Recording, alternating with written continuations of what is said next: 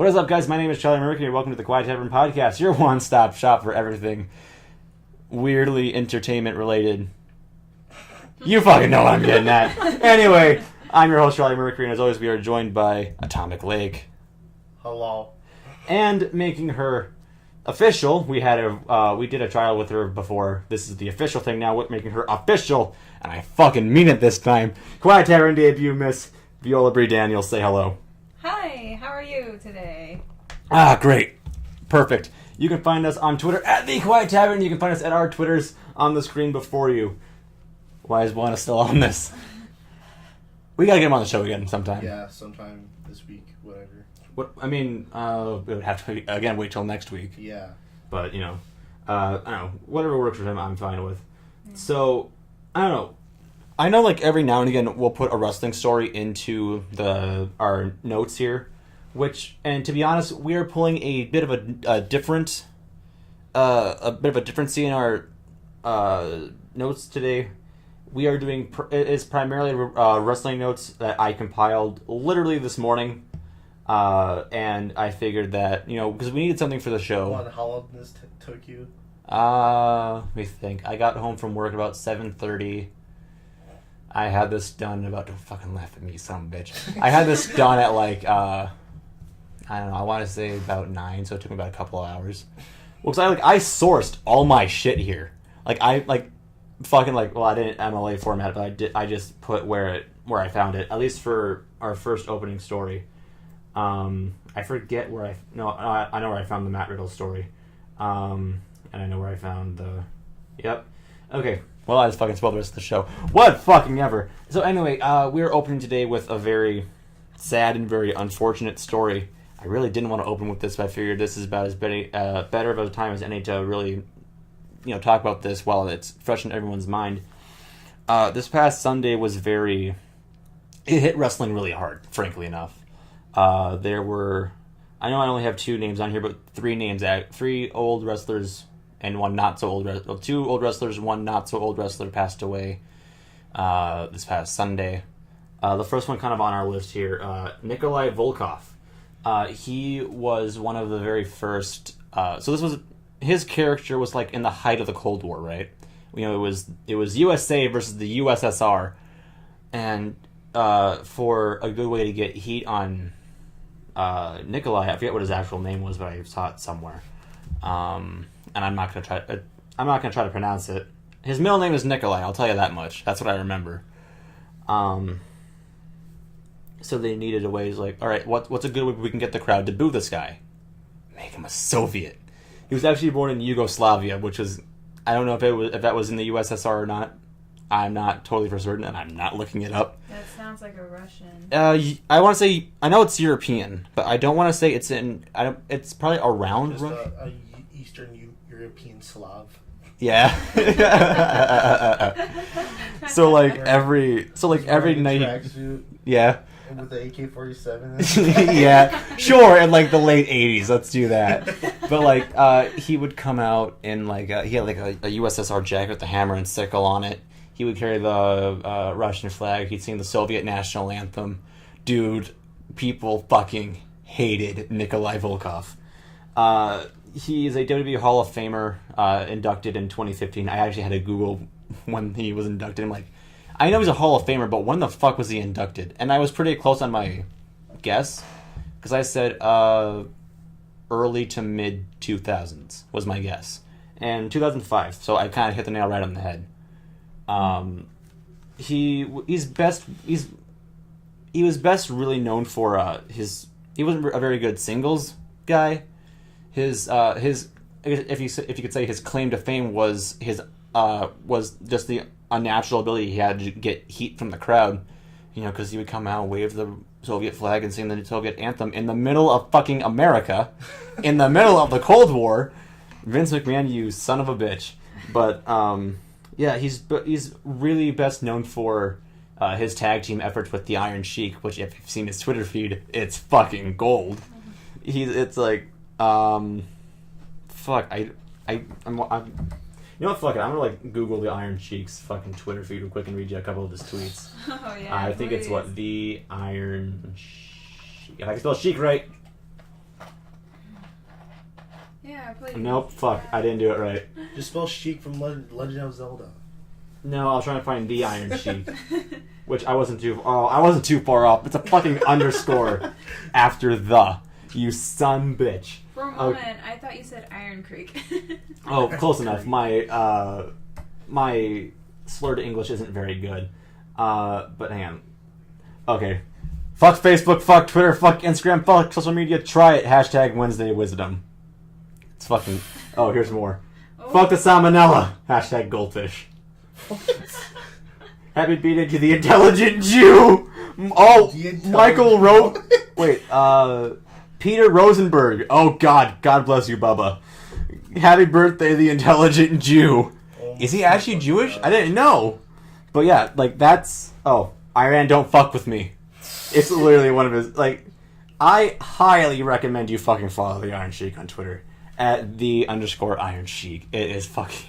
It's fucking gold! I find myself laughing at it no matter how many times I watch it, because it's just so damn funny. I mean, fuck. I mean, did you dick with the gain on this thing a little bit? No, I did not. Okay, well, I'm going to turn that down a little bit. It's kind of peaking a little bit. Okay, that's a bit... That's good. Okay, so, sorry for anyone's ears. I might have offended by my loud talking. I am very sorry. I'm not really sorry. Anyway, moving on. So yeah, he's a former WWF Tag Team Champion and a former WWF. This is like, well, that was... I want to say that was just after Vince Sr. No, was it after... Either Vince Sr. or Vinnie Mac that kind of brought... I think that was like when Bruno Sammartino was WWE Champion and had the fucking 4,000-day reign. I shit you not. 2 reigns, 4,040 days. But he's a former WWF Intercontinental Tag Team Champion. I didn't even know that was a title. And he passed away at age 70, actually literally days after being released from the hospital for dehydration treatment and among other issues. This is from Wrestle Talk and PW Insider, where I got these notes from. So moving on to actually the son of a Hall of Famer, a different Hall of Famer. Brian Lawler, a.k.a. Brian Christopher, a.k.a. I shit you not, Grandmaster Sexy. The late 90s were a fucking treat. The Grand Sexy. Grandmaster Sexy. Actually, it's Sexy, but whatever. It doesn't really matter. He was the son of WWE Hall of Famer Jerry the King Lawler, who... Jerry's... At least I remember him best from his commentary days, because he was like one of the commentators when I started watching wrestling, and then he slowly kind of was phased out at like, I want to say 2015. And then like they put him on like the pre-show panels and kickoffs and shit like that. I think he's still under contract, like some kind of a Legends contract. He would go on to form a tag team with Scotty Taylor. No relation, right? Anyway, formed the team Too Much and eventually formed the team known as Too Cool with him, Taylor, and Rikishi. No work today? No. And Stubbs. And well, anyway, and Too Cool are former. I don't know how many times they won now. I want to say either 2 or 3 time WWF Tag Team Champions.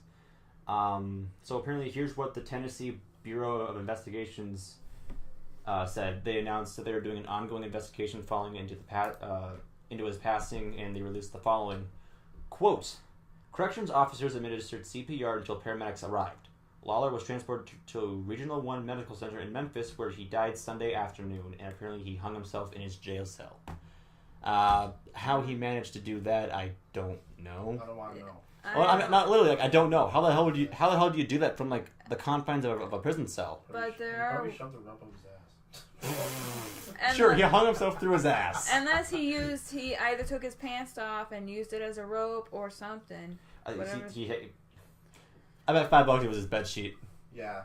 That's what I was Probably gonna his bed say, sheet. because there are ways that most inmates do that to harm themselves. Well, he apparently didn't lead the best life. Very, I don't want to say troubled, but what the fuck do you say after something like this happens? Like, there's gotta be something, a few bolts missing up here. But he was arrested for DUI charges and evading arrest. His second time being arrested, in fact, I didn't know that until I looked a bit closer at it, and he passed away Sunday afternoon at 46. 46. I mean, that's like... what? My dad's like, 49 this August. Like 49. My dad's old. And like to hear like of someone passing... I mean, you can't really say that he lived a full life, but he certainly wasn't in his prime. So he's kind of like that weird middle area. In the mid-adult. Yeah, between like... well, he certainly passed young adult, so he's firmly in adult territory, but it's like between adult and senior citizen. Yep. In that weird... Between a full-on adult and senior. And senior citizen, yeah. So WWCOO Triple H, real name Paul Levesque, tweeted, quote, "Incredibly sad news about the passing of Brian Christopher. A tragic loss of life. Both Stephanie and I are thinking of Jerry Lawler and the entire Lawler family this evening." So typically... there's one more person. An old territory wrestler back in the territory days. His name was Brickhouse Brown. Big guy, known very well in the South. I forget when. The casino go? No, not yet. It's like almost 5. Is she gonna call? I don't know. Well, how do you know when to work tomorrow? Well, I'm pretty sure it's 4 to 12 because it always goes and works out that way. Check after we're done. Yeah. You better check. Yeah. So he was well known down in the Southern Territories. But the point I'm like getting at here is typically, so every year for the Hall of Fame they induct one wrestler after they passed. Like examples of this are Eddie Guerrero when he passed away in 2005, Rick Rude, semi recently, I want to say that was like 2015, he was inducted, and I could have sworn he was still alive. Yokozuna in 2012, and etc. etc. So like, and you know, you never want to hear someone hanging themselves, and that kind of really puts a mar on their image, I guess you could say, their public image, because this is a world traded company here. You gotta realize that this is kind of it's kind of a big deal, really, that he hung himself, really. But like the question I'm posing is, I know you two probably wouldn't know much about this, but do you think he has a shot of being inducted into the Hall of Fame next year in 2019? Do you think he's got a shot, given all things that we've gone through? I think so. Yeah. You think he's got to have at least a shot? Yeah. I mean, it's not like he did what Chris Benoit did. Do you know what he did? No. Short, sweet, to the point. He choked out his son, shot his wife, and then hung himself. He will never be mentioned again. No. Yeah, I would not. Well, because mention again, that it's either. a whole public company thing. Because like, and they said no, and like, even like wrestlers have come out and said no, we have not blacklisted Chris Benoit. We're just not going to promote him because you don't really want to promote someone who did something as, and like he wasn't. And again, like with Benoit, he wasn't in the right frame of mind. He was very.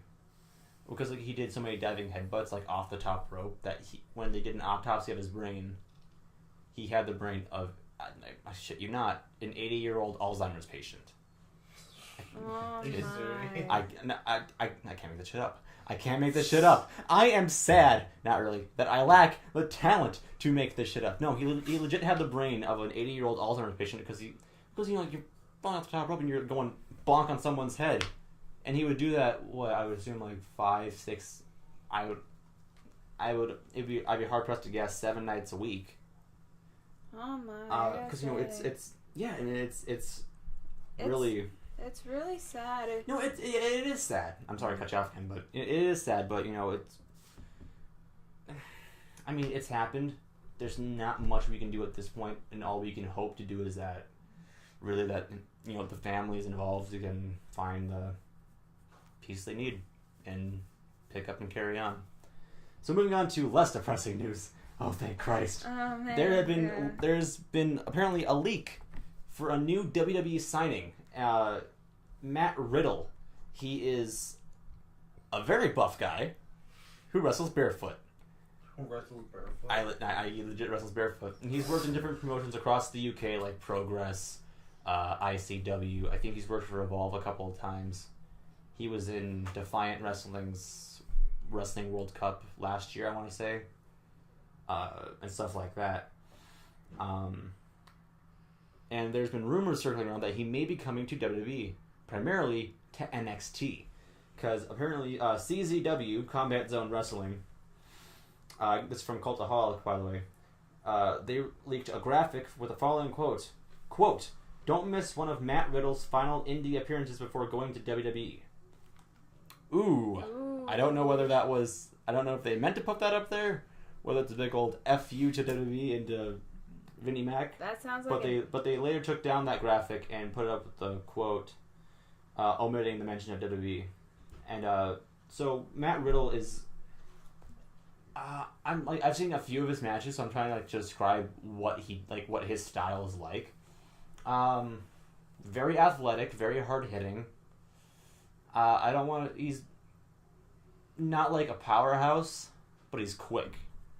But he's not a cruiserweight. He's like that fine... He's like in the middle between like a heavyweight and a cruiserweight. And there's only one problem I see with all of this.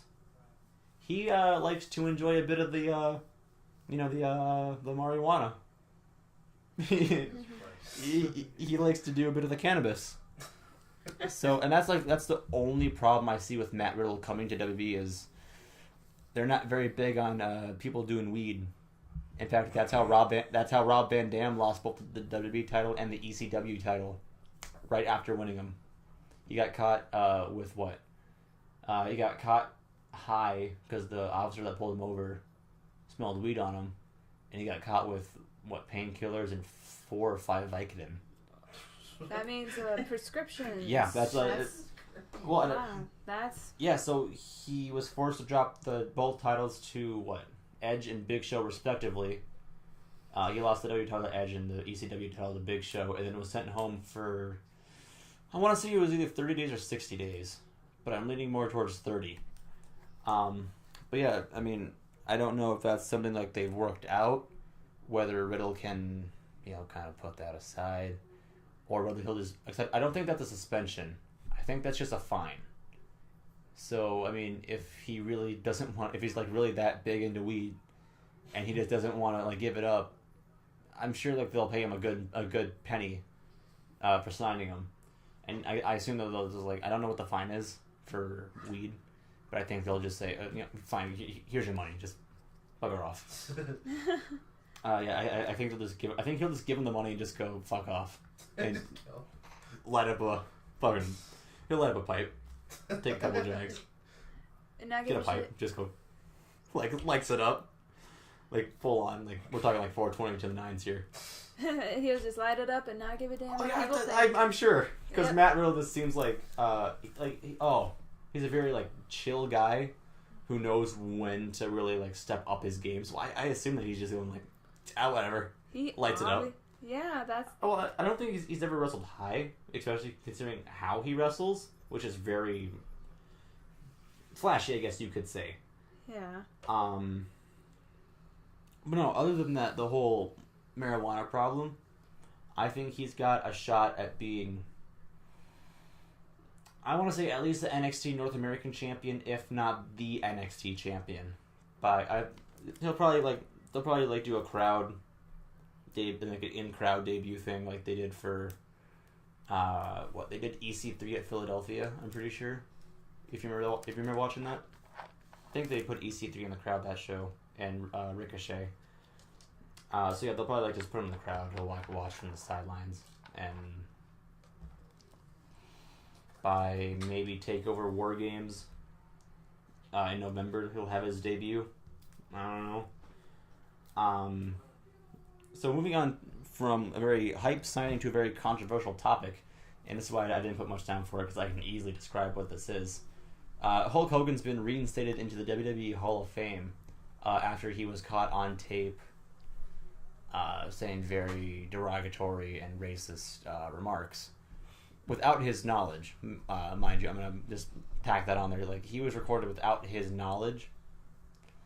And so when this sex tape leaked, because I think he was banging his friend's wife, who was a DJ. If that's what I remember. But yeah. And he got caught on tape saying a few racist slurs and, dropped an N-word here and there with a hard R. With a hard R this time, so it's not the soft A. No, but the hard not the R. soft A, but a hard R. That's when you know it's real shit. Oh, It's that's real hate speech. the harshest word I know. ever say. It's wow. And I wonder if that's like because he had to be about the age of my grandparents, if not maybe a bit older. Cause got a funny story actually. I'll omit the word in the saying here, but when my grandmother was getting our dog Romeo, there was this one dog who was in a group of Shelties, this little white puffball. It was pure white, just fur. And I think Grandma said, "What are you, the N-word in the woodpile?" Because they're old, they don't give a shit. And so here's where the story kind of takes full swing. Mom was telling the story, and I wasn't there, but it was Mom, my stepdad, and I think maybe my sister and my brother-in-law, I'm pretty sure. But they were leaving the buffet restaurant in Rice Lake. And Mom was telling the story, and right when she finished saying, "in the woodpile," 3-4 black guys came walking out of the restaurant. Oh my God. Or it was either out of the restaurant or out of their car. And one dude was beefy, big. And Dale just couldn't stop laughing because it was just so funny. He's like, I legit thought I was going to get in a fight that night. And he just might have. So, back to Hogan. So what? They were in Pittsburgh for Extreme Rules, I want to say a couple of weeks ago. Probably. It was either last week or 2 weeks ago. I'm iffy on it. And he had a big backstage, not on camera, but before the show started, a big apology speech to the locker room, and said he was using this as a chance to learn from his mistake, and nah. Some people took the apology, some didn't actually. 4 guys in particular didn't take it very well. The New Day, Kofi Kingston, Big E, and Xavier Woods, and Titus O'Neil. Those 2, or 4 I should say, didn't really take it very well because they thought, well, the New Day were very tolerable about alright, fine. He said it, it's in the past. They didn't really forgive him full out, but they're saying, we're willing to give him another shot. O'Neil said, I'm not going to forgive him. He legitimately said, fuck you, Hogan. Fuck you and your racist bullshit. Go fuck yourself. And, he said, because I guess from his perspective, he wasn't apologizing because he was sorry. He was apologizing because he got caught. It's like when a kid, a little kid gets in trouble, they're not apologizing because they're sorry, they're apologizing because they got caught. Yeah, it sounds like to me he's not taking responsibility. No, he did I'm sorry, I'm cutting you off so much here. It's alright. He did his rounds with different organizations and shit like that. He tried, for lack of a better term, to kind of get in good graces with the public eye again, which I'm not gonna blame him for at least attempting to, because frankly, what he did was, I'll admit, as a sheltered white man, I will firmly say that wasn't cool. No. You could have found something else, and maybe it's the age thing. Again, the story of my grandparents. It's just the way that they were raised, and nowadays you have to be so, politically correct and so grammatically correct. You can't say, almost all slang has gone out the window, except modern day slang. Yeah. I'll take an example.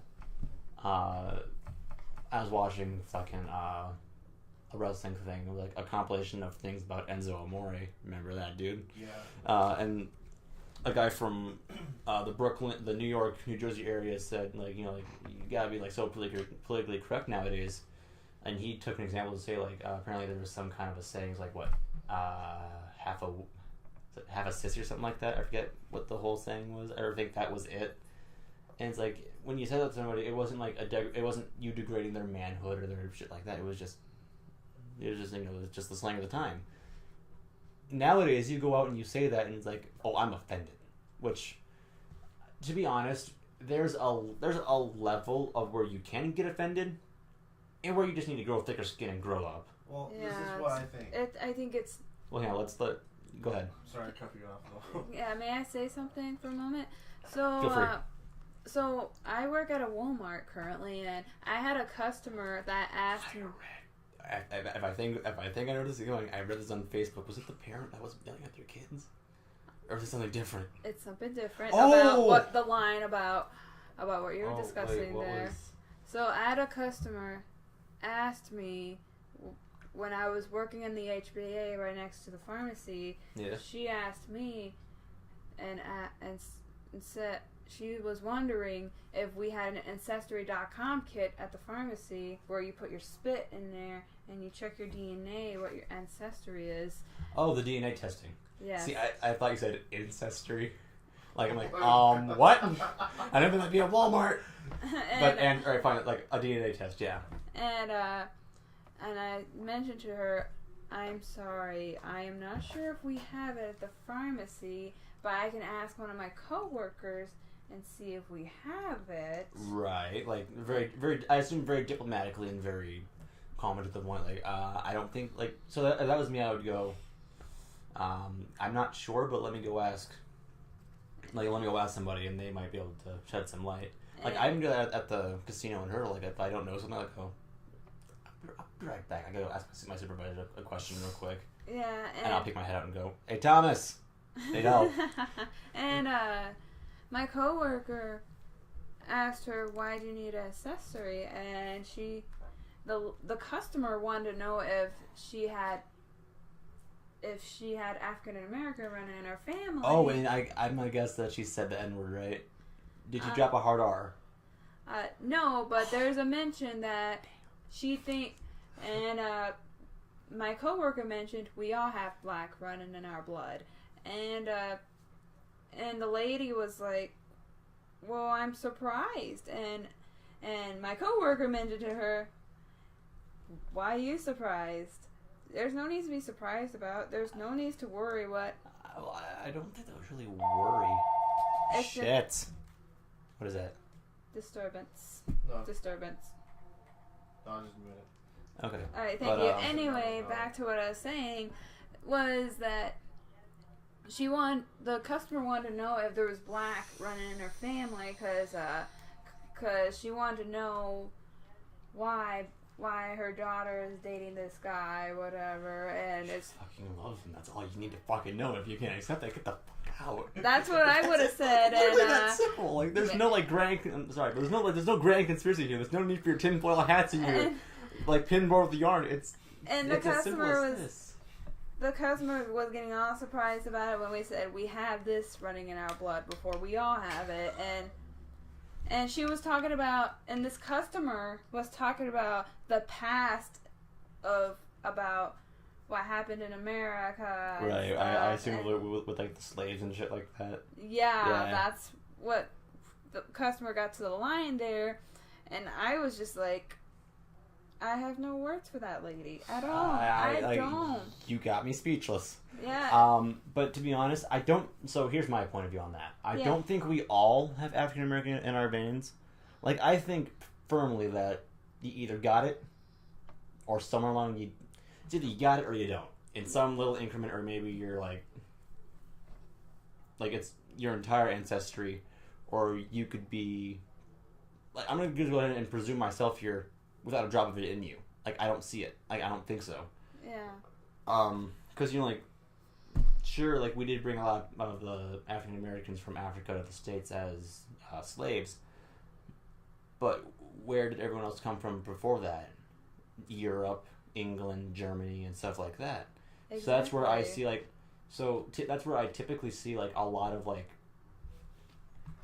I don't know, yours and mine. I'm not gonna use you for an example because I know what you are, but you know, like you and Bree, you and I, like I will almost guarantee I'll pull $1 out of my wallet and I'll bet on it right now that you and I don't have a drop of African American in us, or maybe I don't know.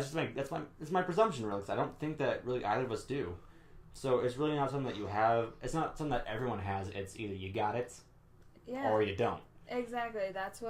And I think that's what my coworker kind of mentioned. But she's mentioned to a customer to leave the past alone. Yeah, I agree with that. Like there are certain things. And I said, exactly. They call it history for a reason, because it's history. It's already happened. You can't change it unless you build a fucking time machine and go back to that time and you. Fuck everything up. Butterfly effect, and we're ruled by China. I mean, it's like that's what it's called history. We leave history alone, you know? Right. So I don't know. So again, what was I gonna say? Fuck. Oh, about the other story you're telling me. I'm gonna get off track here for a second. That's cool. I read that fucking thing you posted on Facebook, and I'm like, really? So this lady had her kids in Walmart, and she was yelling at her kids. She was screaming at them to kids. Sit like dogs. Was it like... how old were these kids? They were... Hazard a guess. They were like about ages... Are they about like my nephew's age? Yes, about... Oh, God! Yeah. You trying to get a kid like that age to sit? Good fucking luck. I can't even get Aiden to sit very long. No, I'm not even kidding. I can't even get Aiden to sit very long. And they were like ages 3 to... 8, like Aiden and Aubrey's age, you know? Do you know how old my nephew is? My nephew's 5. Yeah. My niece is... Well, oh my gosh, she'll be 2 in October. Oh, she's aging too fast. Everybody's aging too fast. Anyway. Nah, not me. I officially stopped aging. I'll be 19 forever. Yeah, Anyway. So... Yeah, so like, she was like... If I remember correctly, she was yelling at him, like, what, making him sit like dogs? I find that... I'm not saying that you exaggerated anything in there, but I just find that just a little... Like, I can get the parent telling their kids to sit, but she was... But like dogs... Screaming at them. Well, alright, well...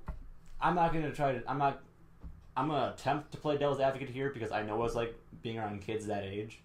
If they get very wound up, they get very excited, very wound up. They start bouncing off the walls here, there, and everywhere. And, you know, if it's happened, like... So, a bad day with Aiden and Aubrey is that Aiden will be bouncing around the walls, and Aubrey will be throwing tantrum after tantrum. And, you know, I can get when nerves get frayed, because we've all been there. Like, you know, like your nerves get frayed, you get pissed. And the mom and the sister, whatever, they're not very nice either. Well, again, I'm gonna just chalk that one up to, again, like when you're mad, I'll be the first to say this, you don't think clearly. I mean, yeah. I don't, like, if I'm, like, legitimately mad, which almost no one, like, very few people have seen me legitimately mad. I've been upset, but never livid. You've seen it one time. Yeah. Where I was absolutely livid, and I'm not going to get into details, because I don't feel like getting mad today. But, you know, when you're mad, you're not really thinking straight. You're not thinking clearly. It's like all this pent up anger and emotion and it all just comes out at once, really. And, you know, from there you just gotta go, alright, well.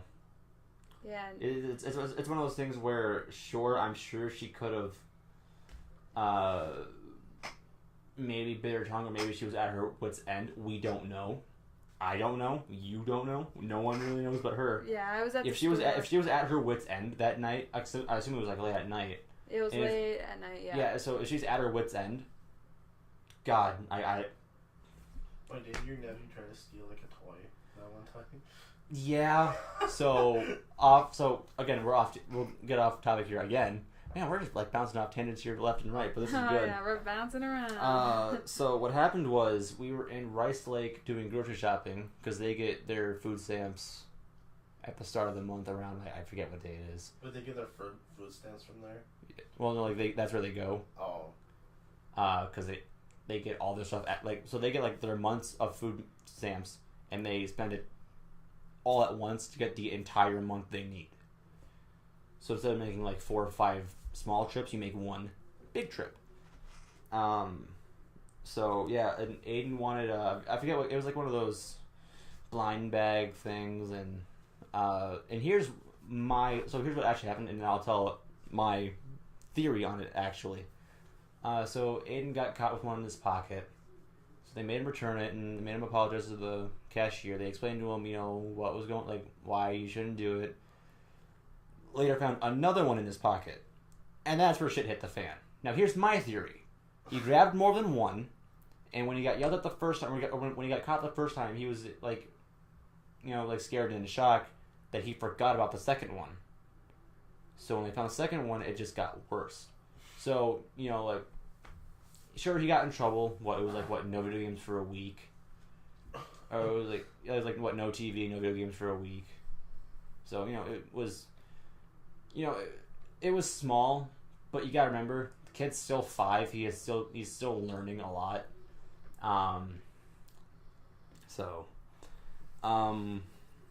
But yeah, that was really all it was. It was like some kind of like a blind bag, small little toy type thing. And I forgot to mention this next part.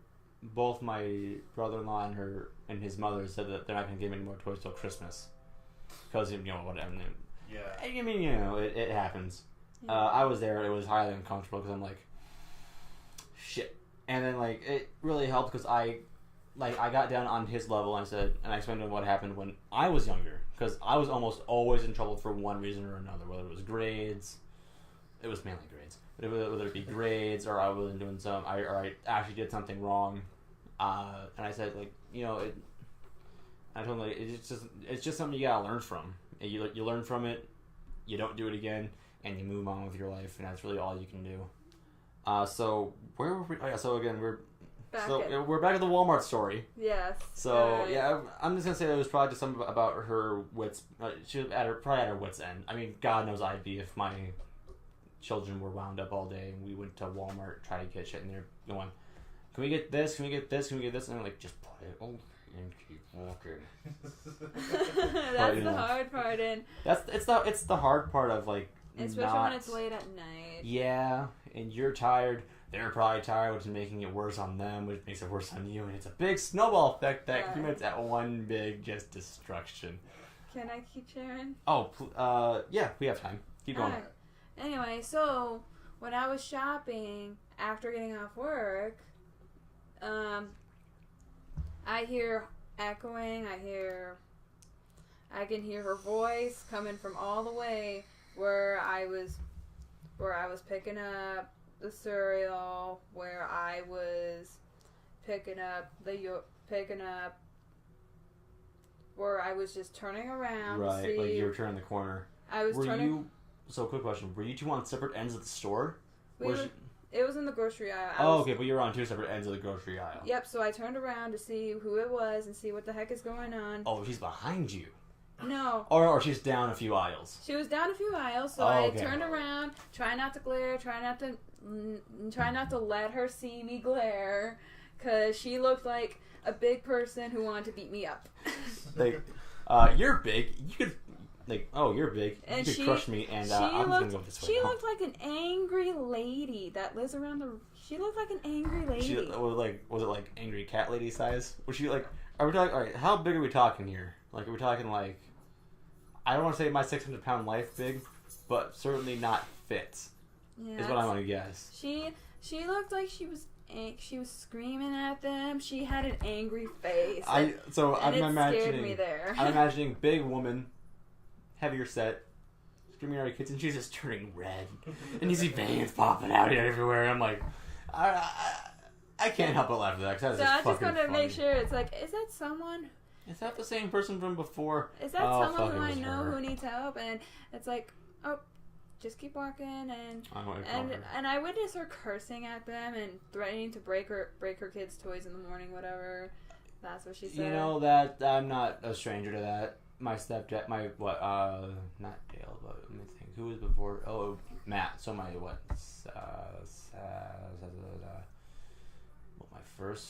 second stepdad. He was very hot-tempered, and I'm pretty sure he's a fucking alcoholic. Oh, So shit. imagine how that made my childhood. It was fucking, it was rough. Yeah.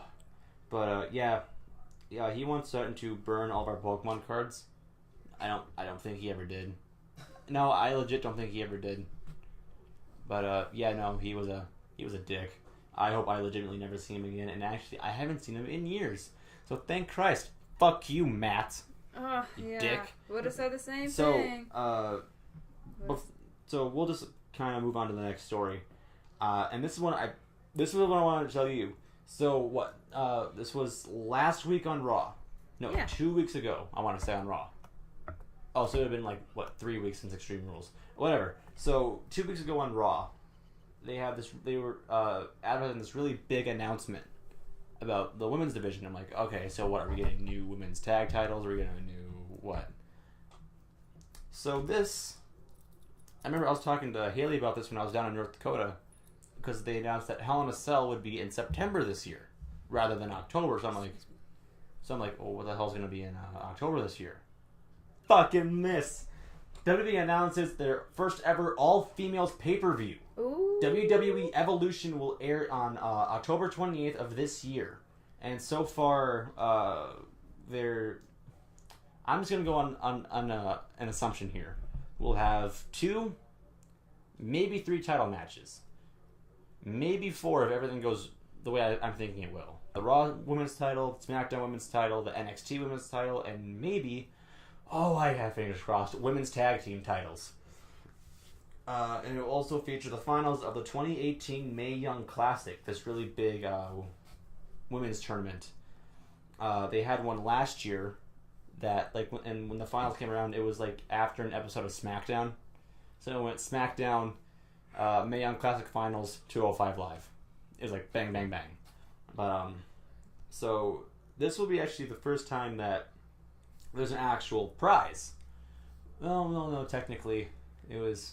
Alright, so last year it was Kairi Sane versus Shayna Baszler, the current NXT Women's Champion at the time, or as we're recording this.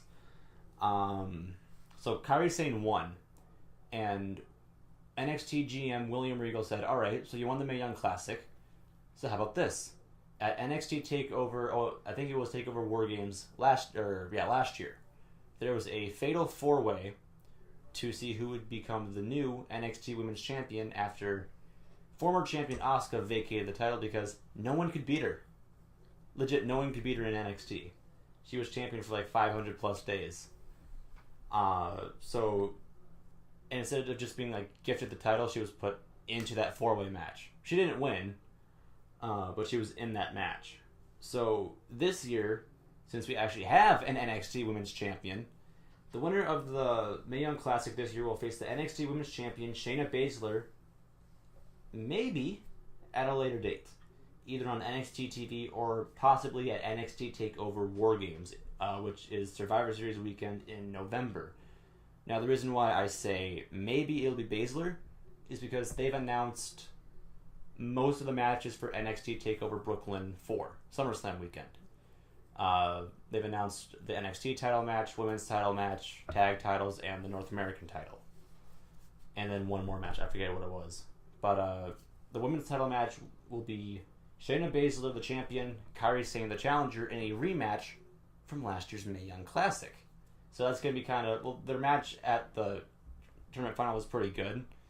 And since this is NXT, and NXT is fucking amazing, I have very high hopes for their classic in Brooklyn. And this is, I'm guessing the reason why they're doing an all-female show is because back in April they had the Greatest Royal Rumble, and due to Saudi customs and laws, they wouldn't allow the females to compete on the show. Because, Saudi Arabia is a bunch of sexist pigs. I'm kidding. That's their laws and customs. I can't really say much about that. That's why I refuse to go over there. Well, It's Why their would you country. go there? It's a war-torn country. They were in Jeddah. Dominant They were in area. Jeddah. Well, no, and they did allow females to attend the show. I think it was with a parent, guardian, or husband or something like that. I forget what it was. Saudi Arabia is a weird ass country. That's all I can remember. It reminds me of Gilead, to be honest. Probably. Yeah. So I'm gonna guess this is kind of like a, hey, we're sorry you couldn't compete in Saudi Arabia, so we'll just give you your own pay-per-view, and this isn't to sound sexist at all, but I'm not expecting this to do good, because I'm gonna get probably shit for saying this. Roster-wide, the women just don't have the same level of excitement that the men do. Like, to be honest, if you told me I could watch either, so if you give me two matches and said, all right, you can either watch AJ Styles versus John Cena from SummerSlam 2016 or Sasha Banks versus Charlotte Flair at Hell in a Cell, I would probably go pick Styles and Cena. I mean, the Hell in a Cell match was really good, but I would probably go pick Cena and Styles because that had way more of a... I had like the aura of a big match. The Hell in a Cell match was like, oh hey, we haven't had women inside our cell yet. Here you go. Because they're really big into their whole women's revolution thing, which I'm all for it. It gives them a spotlight, but when you start doing firsts for the sake of doing firsts with like, so here are a list of firsts that I've seen so far.